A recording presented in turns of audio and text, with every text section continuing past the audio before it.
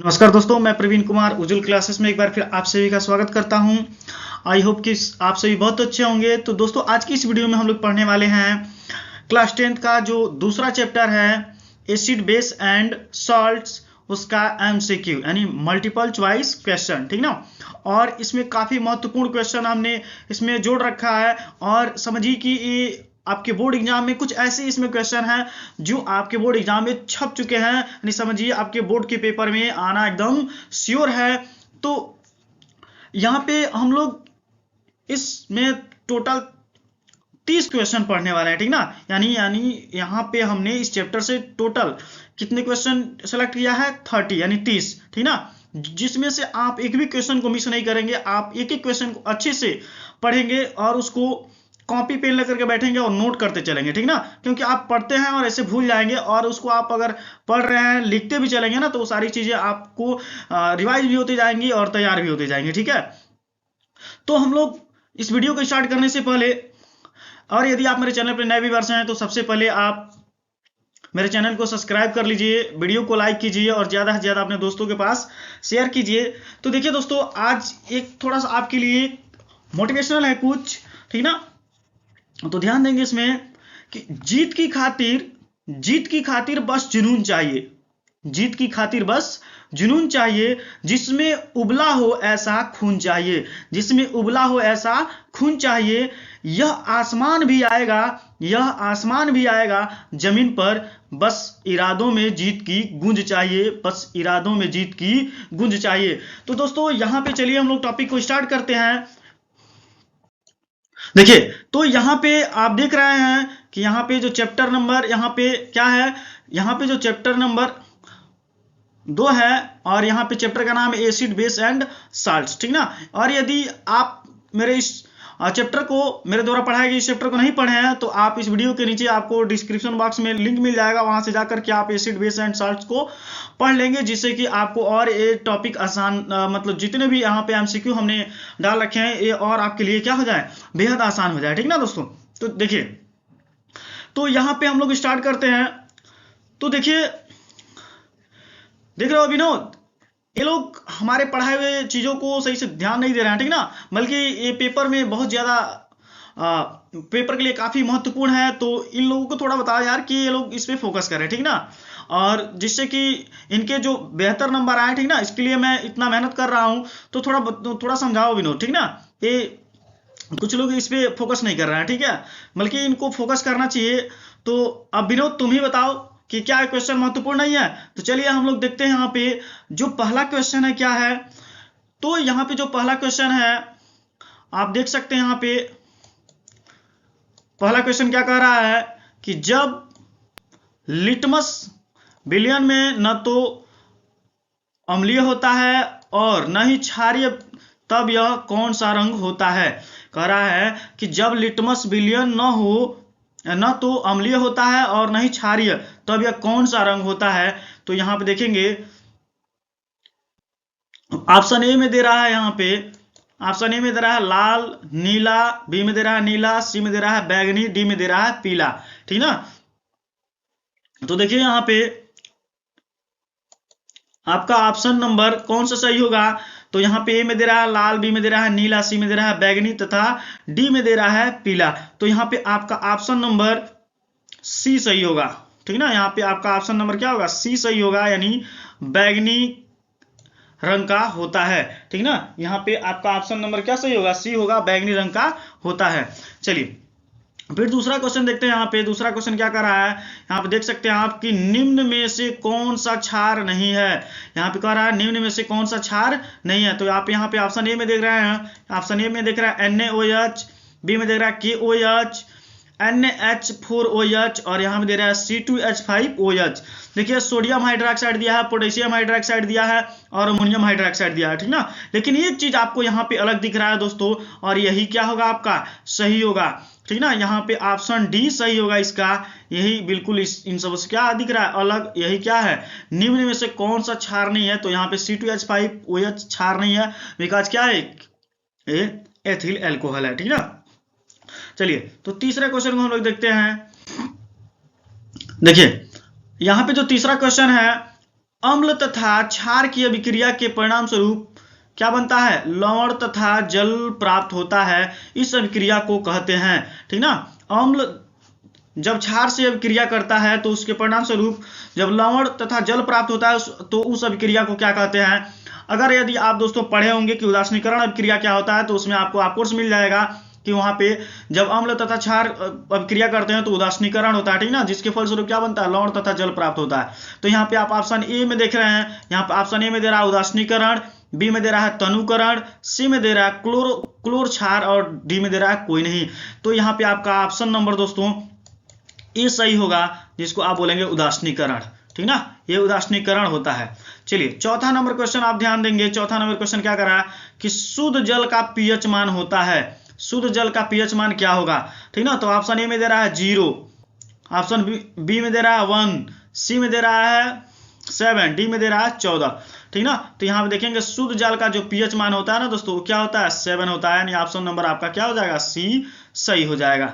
ठीक है, चलिए पांचवा नंबर क्वेश्चन क्या कर रहा है, देखिए यहाँ पे जो शुद्ध जल का पीएच मान होता है वो 7 होता है, और यहाँ पे आप देख सकते हैं कि ये जो क्वेश्चन है ये आपके बोर्ड एग्जाम में पूछा हुआ है, 2019 में भी पूछा हुआ था, 2020 में भी ये क्वेश्चन पूछा हुआ था। ठीक है, तो अब विनोद ही बताएगा क्या कि ये क्वेश्चन महत्वपूर्ण है कि नहीं। ठीक ना, बताओ विनोद, तुम ही बताओ। तो यहाँ पे देखिए, यहाँ पे क्या शुद्ध जल का जो पीएच मान होता है कितना होता है, वो 7 होता है। ठीक ना, चलिए तो पांचवा नंबर का क्या कह रहा क्वेश्चन कि हमारे उदर में कौन सा अम्ल उत्पन्न होता है।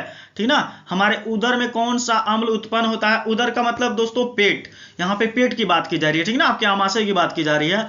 तो यहाँ पे देखिए आपके ऑप्शन में दिया है H2SO4, बी में दे रहा है HNO3, सी में दे रहा है HCl और डी में दे रहा है HCOOH। ठीक ना, तो यहाँ पे देखिए इसमें क्या होगा, आपका ऑप्शन नंबर बताइए दोस्तों क्या होगा, आप भी पढ़े होंगे। ठीक ना, तो यहाँ पे आपका ऑप्शन नंबर दोस्तों सही होगा, यहाँ पे जो आपका ऑप्शन नंबर है वो सही होगा सी, यानी HCl।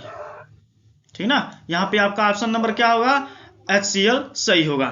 ठीक है, करा छठे नंबर का क्वेश्चन में कि उस विलयन का पीएच मान क्या होगा जो लाल लिटमस को नीला कर देता है। उस विलयन का पीएच मान क्या होगा जो लाल लिटमस को क्या कर देता है, नीला कर देता है। तो ऑप्शन ए में दे रहा है 1, बी में दे रहा है 5, सी में दे रहा है 10 और डी में दे रहा है 4। तो यहाँ पे आपका ऑप्शन नंबर सही होगा सी। ठीक ना, यहाँ पे आपका ऑप्शन नंबर क्या होगा, सी सही होगा, यानी उस विलयन का पीएच मान क्या होगा जो लाल लिटमस को नीला कर देता है। तो बताएंगे उस विलयन का पीएच मान 10 होगा जो लाल लिटमस को नीला कर देता है। ठीक है, तो यहाँ पे चलिए नेक्स्ट क्वेश्चन पे फिर हम लोग चलते हैं। देखिए यहाँ पे नेक्स्ट क्वेश्चन क्या कह रहा है, कह रहा है कि किसी भी उदासीन विलयन का पीएच मान क्या होगा। ठीक ना, अब कह रहा है कि किसी भी उदासीन विलयन का पीएच मान क्या होगा। आप यहाँ पे देख रहे हैं कि किसी भी उदासीन विलयन का पीएच मान क्या होगा यहाँ पे। ठीक ना, कह रहा है कि यहाँ पे किसी भी उदासीन विलयन का पीएच मान क्या होगा। तो यहाँ पे पीएच का मतलब दोस्तों पावर ऑफ हाइड्रोजन। ठीक ना, पावर ऑफ हाइड्रोजन। तो यहाँ पे ऑप्शन ए में देख रहा है 14 है, बी में दे रहा है 0, सी में दे रहा है 5 और डी में दे रहा है 7। तो किसी भी उदासीन विलयन का पीएच मान आप याद रखेंगे 7 होता है दोस्तों। ठीक ना, यहाँ पे ऑप्शन नंबर आपका डी सही होगा। चलिए वेरी वेरी मोस्ट इंपॉर्टेंट यहाँ पे जो क्वेश्चन है वो क्या है, 1 बिलियन कह रहा है 1 बिलियन का पीएच मान क्या है, 3 होगा। ठीक ना, तो वह कैसा होगा, कह रहा है कि 1 बिलियन है जिसका पीएच मान 3 है, तो वह किस नेचर का होगा। ये देखिए आपका यूपी में यानी यूपी बोर्ड में क्या पूछा हुआ है, यहाँ पे 2019 में क्वेश्चन पूछा हुआ था।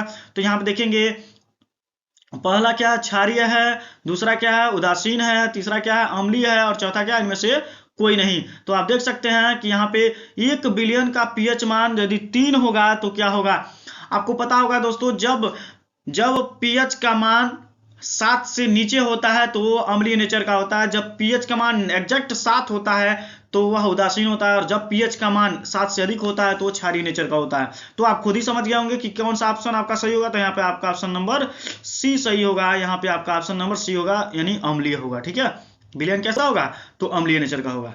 ठीक है, तो ये देखिए very very most important question है, क्योंकि आपके बोर्ड एग्जाम में क्वेश्चन पूछा हुआ है। ठीक ना, चलिए नेक्स्ट यहाँ पे देखते हैं दांत साफ करने के लिए टूथब्रश की प्रकृति होती है। किस मतलब प्रकृति का होता है, यानी दांत साफ करने वाला जो टूथब्रश आप लोग घर पे जो क्लोजअप वगैरह यूज करते हैं किस प्रकृति का होता है, वही क्वेश्चन कर रहा है, ठीक ना। तो ऑप्शन ए में दे रहा अम्लीय, बी में दे रहा उदासीन, सी में दे रहा क्षारीय और डी में दे रहा संक्षारीय, ठीक ना। तो यहां भी आपका ऑप्शन नंबर सी सही होगा दोस्तों, वो हो गया क्या, क्षारीय, ठीक ना।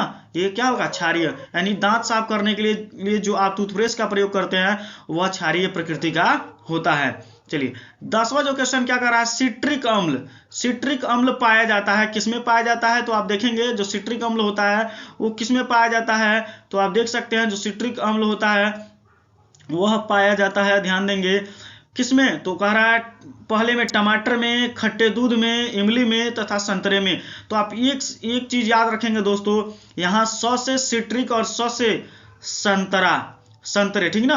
तो 100 से सिट्रिक और 100 से संतरे, यानी संतरे में सिट्रिक अम्ल पाया जाता है, यानी आपका ऑप्शन नंबर डी सही होगा, यानी संतरे में सिट्रिक अम्ल पाया जाता है। चलिए ठीक है, तो 10वां नंबर क्वेश्चन हो गया। आप चलते हैं 11 नंबर क्वेश्चन पे। 11 नंबर क्वेश्चन क्या कह रहा है दोस्तों, यहाँ पे देख सकते हैं, ये भी काफी वेरी मोस्ट इंपॉर्टेंट ये भी क्वेश्चन है, क्योंकि ये भी देखिए 2020 में पूछा हुआ है, ठीक ना। यानी क्षारीय विलयन का पीएच मान है, तो क्षारीय विलयन का पीएच मान कितना होता है, कह रहा 0 होता है, कह रहा 0 होता है या 7 होता है या 7 से कम होता है या 7 से अधिक होता है। तो दोस्तों आप रिप्लाई कीजिए, आपको पता होगा कि क्षारीय विलयन का पीएच मान कितना होता है, तो आप बताएंगे 7 से अधिक होता है, ठीक ना दोस्तों। यहाँ पे आपका ऑप्शन नंबर क्या सही होगा, ऑप्शन नंबर यहाँ पे डी सही होगा, ठीक ना, क्योंकि क्या होगा, 7 से अधिक होता है। चलिए 12 नंबर क्वेश्चन दे रहा है कि मेथनोइक अम्ल पाया जाता है, ठीक ना। मेथनोइक अम्ल किसमें पाया जाता है, तो यहाँ पे दिया है ऑप्शन ए में चिट्टी के डंक में, बी टमाटर में, सी संतरे में और डी सिरके में, ठीक ना। तो यहाँ पे आपका आंसर नंबर जो सही होगा ये ऑप्शन नंबर ए सही होगा, यानी चिट्टी के डंक में। चिट्टी के डंक में मेथनोइक अम्ल पाया जाता है, उसी की वजह से जब चिट्टी काटती है तो वहां पे सूज जाता है और काफी ज्यादा क्या होता है, विष आता है, ठीक है। चलिए 13 नंबर क्वेश्चन कह रहा है लैक्टिक अम्ल पाया जाता है, मे भी सबको पता होगा इसमें, ठीक ना। लैक्टिक अम्ल किसमें पाया जाता है, तो दे रहा है संतरे में, इमली में, दही में और नींबू में। तो यहाँ पे आपका ऑप्शन नंबर दोस्तों क्या सही होगा, आप बताएं यहाँ पे कि लैक्टिक अम्ल किसमें पाया जाता है, क्या संतरे में पाया जाता है, क्या इमली में पाया जाता है, क्या इमली का नाम सुनते सबके मुंह में पानी आ जाता है, ठीक ना। इमली क्या इमली में पाया जाता है, क्या करास दही में पाया जाता है, क्या नींबू में पाया जाता है, क्या। तो यहाँ पे आपका ऑप्शन नंबर दोस्तों सही होगा सी, यानी जो लैक्टिक अम्ल होता है वह दही में पाया जाता है, ठीक ना। कहाँ पाया जाता है, तो दही में पाया जाता है, यानी आपका ऑप्शन नंबर क्या होगा, सही, आपका ऑप्शन नंबर सी सही होगा, ठीक है। चलिए नेक्स्ट क्वेश्चन क्या कह रहा है, 14 नंबर क्वेश्चन कह रहा है कि निम्न में से सोडियम हाइड्रोजन, यहाँ पे देखिए थोड़ा सा लाइन टेढ़ी हो जाइए यहाँ पे, तो यहाँ इसको हम इरेज कर देते हैं, ठीक ना। देखिए चलिए, तो यहाँ पे देख रहे हैं कि क्वेश्चन में क्या कर रहा है कि निम्न में से सोडियम हाइड्रोजन कार्बोनेट किसका रासायनिक नाम है, ठीक ना। तो निम्न में से सोडियम हाइड्रोजन कार्बोनेट किसका रासायनिक नाम है, तो देखेंगे विरंजक चूर्ण का, बेकिंग सोडा का, जिप्सम का और उपरोक्त सभी का, ठीक ना। तो यहाँ पे आप बताएंगे, यहाँ पे विरंजक चूर्ण है या बेकिंग सोडा है या जिप्सम है या उपरोक्त सभी, आप बताएं इसमें कौन सा ऑप्शन आपका सही होगा। जल्दी से रिप्लाई कीजिए दोस्तों यहाँ पे।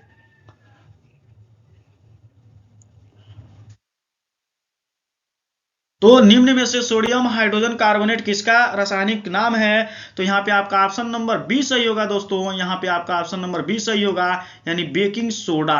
बेकिंग सोडा क्या है, सोडियम हाइड्रोजन कार्बोनेट किसका रासायनिक नाम है, तो बेकिंग सोडा का ये क्या है, रासायनिक नाम है, ठीक है। चलिए नेक्स्ट क्वेश्चन पे चलते हैं हम लोग। देख सकते हैं आप कि किसका, यहाँ पे कह रहा है कि किसका जलीय विलयन सफेदी के लिए उपयोग होता है, ठीक ना। किसका जलीय विलयन सफेदी के लिए उपयोग होता है, तो दे रहा है कैल्शियम कार्बोनेट का, कैल्शियम ऑक्साइड का, कैल्शियम हाइड्रोक्साइड का और कैल्शियम सल्फेट का, ठीक ना।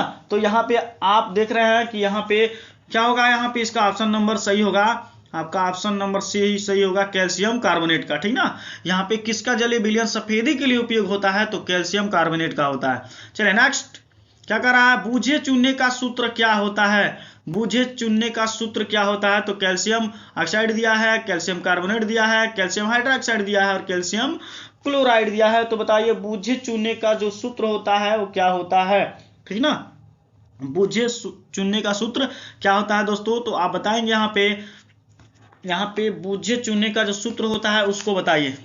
ठीक ना, तो यहाँ पे देख रहे हैं कि यहाँ पे आपका ऑप्शन नंबर बी दिया है, कैल्शियम हाइड्रोक्साइड। तो यहाँ पे आपका ऑप्शन नंबर बी सही होगा। बूझे चुनने का सूत्र होता है कैल्शियम हाइड्रोक्साइड, यानी CaOH का ट्वाइस। चलिए 17 नंबर क्वेश्चन देख रहे हैं जो कि काफी महत्वपूर्ण है आपके बोर्ड एग्जाम के लिए। समझिए दोस्तों, छप चुका है, very very most important question है। आप देख सकते हैं यहाँ पे कि 2021 में पूछा गया क्वेश्चन कह रहा है कि विरंजक चूर्ण का रासायनिक सूत्र क्या होता है। तो यहाँ दे रहा है NaHCO3 Na2CO3.10H2O और फिर दे रहा है कैल्शियम CaOCl2 उपरोक्त में से कोई नहीं। तो यहाँ पे आपका ऑप्शन नंबर दोस्तों सी सही होगा, CaOCl2 यही विरंजक चूर्ण का फार्मूला होता है। ठीक ना, यहाँ पे आपका ऑप्शन नंबर सी सही होगा। ठीक है, विरंजक चूर्ण का फार्मूला क्या होता है, CaOCl2। ठीक है, चलिए नेक्स्ट क्वेश्चन पे हम लोग चलते हैं। क्या कर रहा है, नेक्स्ट क्वेश्चन देखेंगे। कह रहा है कि 18 नंबर, जो जिप्सम को किस ताप पर गर्म करने पर प्लास्टर ऑफ पेरिस बनता है। जिप्सम को किस ताप पर गर्म किया जाता है जिससे कि प्लास्टर ऑफ पेरिस प्राप्त होता है। तो कह रहा है 100 केल्विन पे, 200 केल्विन पे, 273 केल्विन पे या 373 केल्विन पे। तो देखिए यहाँ पे आपका ऑप्शन नंबर डी सही होगा दोस्तों, 373 केल्विन पे क्या होता है, प्लास्टर ऑफ पेरिस बनता है। ठीक है, चलिए नेक्स्ट क्वेश्चन। कह रहा है कि निम्न में से किसका उपयोग पीने के पानी को जीवाणुओं से मुक्त करने के लिए किया जाता है। ठीक ना, तो यहाँ पे आपका ऑप्शन नंबर दिया है ए बेकिंग सोडा, बी दिया है विरंजक चूर्ण, तीसरा दिया है धावन सोडा और चौथा दिया है फिटकरी। ठीक ना, तो यहाँ पे देखिए, यहाँ पे जो आपका ऑप्शन नंबर बी है वो क्या है, विरंजक चूर्ण, यानी आपका ऑप्शन नंबर बी सही होगा, विरंजक चूर्ण होता है। ठीक ना, यानी जीवाणुओं से मुक्त करने के लिए किसका प्रयोग किया जाता है, विरंजक चूर्ण का प्रयोग किया जाता है। चलिए नेक्स्ट क्वेश्चन 20 क्या कर रहा है, सल्फ्यूरिक अम्ल के जलीय विलयन का पीएच मान होता है। सल्फ्यूरिक अम्ल के जलीय विलयन का पीएच मान होता है, देखेंगे 0 होता है, 7 से कम होता है, 7 होता है या 7 से अधिक होता है। तो यहाँ पे देख सकते हैं आप कि यहाँ पे ऑप्शन नंबर क्या दिया है, बी, यानी 7 से कम। तो सल्फ्यूरिक अम्ल क्या है, एक अम्ल है, वो भी सल्फ्यूरिक अम्ल क्या होता है, अम्लों का राजा होता है। याद रखिएगा दोस्तों, सल्फ्यूरिक अम्ल अम्लों का राजा होता है। सबसे खतरनाक अगर कोई अम्ल होता है तो सल्फ्यूरिक अम्ल होता है। ठीक ना, इसलिए इसको अम्लों का राजा कहा जाता है। ठीक है, तो इसका 7 से कम होता है इसका पीएच मान। ठीक ना, चलिए तो 21वां नंबर क्वेश्चन क्या कर रहा है, देखेंगे कि बेकिंग सोडा या खाने का सोडा का रासायनिक सूत्र क्या होता है। तो यहाँ NaHCO3 दिया है, Na2CO3 दिया है, NH4Cl दिया है और NaOH दिया है। Very very most important question है, बिकॉज ये क्वेश्चन पूछा हुआ है 2015 में। ये 100% गारंटी है दोस्तों कि ये क्वेश्चन आपके बोर्ड एग्जाम में आएगा, श्योर है, आप इसको मिस बिल्कुल नहीं करेंगे। 100% मैं दावे के साथ कह सकता हूं कि ये क्वेश्चन आपके बोर्ड एग्जाम में छप चुका है। ठीक है दोस्तों, देखिए ये 2015 में पूछा हुआ है, यानी बेकिंग सोडा या खाने का सोडा का रासायनिक सूत्र क्या होता है। तो आप यहाँ पे बताएंगे कि आपका ऑप्शन नंबर ए सही होगा, NaHCO3।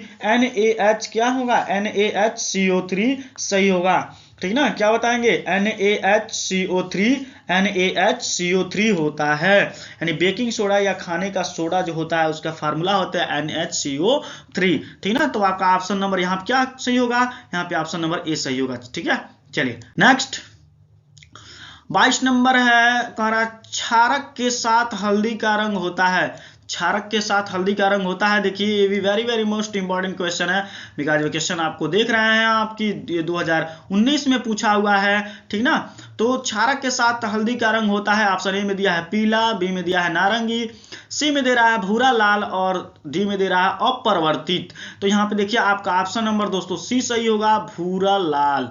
यहाँ पे ऑप्शन नंबर आपका क्या सही होगा, भूरा लाल, यानी क्षार के साथ हल्दी का रंग कैसा होता है, भूरा लाल होता है। ठीक है, 23 नंबर क्वेश्चन क्या कर रहा है, यहाँ आप देख सकते हैं अम्लीय विलयन का पीएच मान होता है। ये देखिए very very most important question है, बिकॉज ये भी 2019 में पूछा हुआ है। तो अम्लीय विलयन का पीएच मान होता है, कितना होता है? तो 7 से कम होता है, 7 होता है, 7 से अधिक होता है, या 0 होता है। तो यहाँ पे ध्यान देंगे अम्लीय विलयन का जो पीएच मान होता है दोस्तों 7 से कम होता है, यानी यहाँ पे ऑप्शन नंबर आपका ए सही होगा। ठीक है, चलिए 24 क्वेश्चन क्या कर रहा है? अम्लीय वर्षा के जल का संभावित पीएच मान होता है। जो अम्लीय वर्षा के जल का संभावित पीएच मान होता है वो कह रहा है, ऑप्शन ए में दे रहा है 5.2, बी में दे रहा है 6.2, सी में दे रहा है 7.2 और डी में दे रहा है 8.2। तो यहाँ पे आपका ऑप्शन नंबर सही होगा दोस्तों ए, यानी यहाँ पे आपको ऑप्शन नंबर ए सही होगा दोस्तों। वो क्या होगा? 5.2 होगा। तो अम्लीय वर्षा के जल का संभावित पीएच मान जो होता है वो होता है 5.2 होता है। कितना होता है दोस्तों? तो 5.2 होता है, याद रखेंगे। नेक्स्ट 25 नंबर क्वेश्चन क्या कह रहा है कि बेकिंग पाउडर गर्म करने पर कौन सी गैस देती है? बेकिंग पाउडर को गर्म किया जाता है तो कौन सा गैस देती है? तो ऑप्शन ए में दे रहा है कार्बन मोनोऑक्साइड, यहाँ पे दे रहा है Na2CO3 sodium bicarbonate, sodium carbonate दे रहा है, फिर यहाँ कार्बन डाइऑक्साइड दे रहा है और ऑक्सीजन दे रहा है। तो यहाँ पे आप याद रखेंगे कि बेकिंग पाउडर को गर्म करने पर कौन सी गैस निकलती है? तो कार्बन डाइऑक्साइड निकलता है, यानी फार्मूला होगा CO2, यानी ऑप्शन नंबर आपका कौन सही होगा? सी। ठीक ना, आपका ऑप्शन नंबर सी सही होगा। चलिए नेक्स्ट क्वेश्चन देखिए, ये भी यहाँ पे दोनों क्वेश्चन काफी महत्वपूर्ण थे यहाँ पे, यानी सभी क्वेश्चन को बहुत अच्छे से रीड कीजिएगा दोस्तों, बिकॉज ये क्वेश्चन 100% चांसेस आने का, ठीक ना, कहीं से भी मिस नहीं करना है इस बार आपको बोर्ड एग्जाम में, एक भी नंबर मिस नहीं होना चाहिए दोस्तों। चलिए नेक्स्ट क्वेश्चन 26 नंबर क्वेश्चन क्या कह रहा है? देख सकते हैं ये भी क्वेश्चन 2019 में पूछा हुआ है। कह रहा है कि सल्फ्यूरिक अम्ल में अम्लीय हाइड्रोजन का परमाणुओं की संख्या, यानी सल्फ्यूरिक अम्ल में कितने हाइड्रोजन होते हैं उनकी संख्या पूछा जा रहा है। 2019 में क्वेश्चन पूछा हुआ है दोस्तों, आपके बोर्ड एग्जाम में पूछा हुआ क्वेश्चन है, तो ज्यादा से ज्यादा इस पे फोकस करेंगे। तो कह रहा है सल्फ्यूरिक अम्ल में अम्लीय हाइड्रोजन परमाणु की संख्या कितनी होती है? तो आपको पता होगा सल्फ्यूरिक अम्ल का फार्मूला होता है दोस्तों, क्या होता है? H2SO4, यानी उसमें 2 हाइड्रोजन होता है। तो यहाँ पे आपका ऑप्शन नंबर ए सही होगा, यानी 2। ठीक है, चलिए 27 नंबर देख रहे हैं कि धोने के सोडे यानी धावन सोडा का रासायनिक सूत्र है। तो यहाँ देख रहे हैं आपका 2020 में पूछा हुआ है क्वेश्चन, तो यहाँ पे दे रहा है NaHCO3 Na2CO3.10H2O CaOCl2 NaOH। यहाँ पे आपका ऑप्शन नंबर बी सही होगा दोस्तों, ये होगा Na2CO3.10H2O। तो धोने का सोडे का जो फार्मूला होता है Na2HCO3 10H2O होता है, याद रखिएगा। ठीक है, चलिए नेक्स्ट क्वेश्चन पे हम लोग चलते हैं। 28 नंबर क्या कह रहा है कि निम्नलिखित यौगिकों में अम्लीय लवण कौन सा है? निम्नलिखित यौगिकों में अम्लीय लवण कौन सा है? तो आप यहाँ पे देखेंगे ऑप्शन में दे रहा है NaCl, फिर दे रहा है Na2SO4 NaHSO4 और KCN। तो यहाँ पे देखिए question very very most important है, क्वेश्चन 2020 में पूछा हुआ है, आप इससे भी नोट कर लेंगे। तो कह रहा है निम्नलिखित यौगिकों में अम्लीय लवण कौन सा है? ठीक है, तो इसमें अम्लीय लवण देखेंगे कि कौन सा है, बताएं। 28 जो क्वेश्चन है उसका आंसर आप बताएं कि क्या होगा इसका आंसर। ठीक है, तो यहाँ पे क्या होगा बताइए। यहाँ पे देखिए NaCl दिया है, Na2SO4 दे रहा है, NaHSO4 दे रहा है, KCN दे रहा है। तो यहाँ पे आपका ऑप्शन नंबर दोस्तों सी सही होगा, ठीक है ना, NaHSO4। ठीक है, सोडियम बाइसल्फेट जिसका नाम है। चलिए 29 नंबर क्वेश्चन क्या कह रहा है, आप देख सकते हैं यहाँ पे जो 29 नंबर क्वेश्चन कह रहा है, देख सकते हैं यहाँ पे क्या कह रहा है कि धावन सोडा की प्रकृति होती है, यानी धावन सोडा की प्रकृति कैसी होती है? अम्लीय होती है, क्षारीय होती है, उदासीन होता है, या ये सभी। तो धावन सोडा की जो प्रकृति होती है ना दोस्तों, वो क्षारीय होती है, यानी आपका ऑप्शन नंबर कौन सही होगा? आपका ऑप्शन नंबर बी सही होगा। ठीक है, ये देखिए ये भी क्वेश्चन आपको बोर्ड एग्जाम में पूछा हुआ है 2021 में। चलिए स्टार्ट, फिर हम लोग लास्ट क्वेश्चन यहाँ देखते हैं आप क्या है कि जल की अस्थायी कठोरता को दूर करने के लिए किसका उपयोग किया जाता है? ठीक ना, जल की कठोरता को दूर करने के लिए किसका प्रयोग करते हैं? NaHCO3 का, Na2CO3 10H2O का और CaOCl2 का, Na2SO4 का, किसका प्रयोग किया जाता है बताएं इसमें। इसमें बताएं आप कि किसको इसमें सही किया जाए, ऑप्शन नंबर कौन सा सही होगा आप बताएं यहां पे।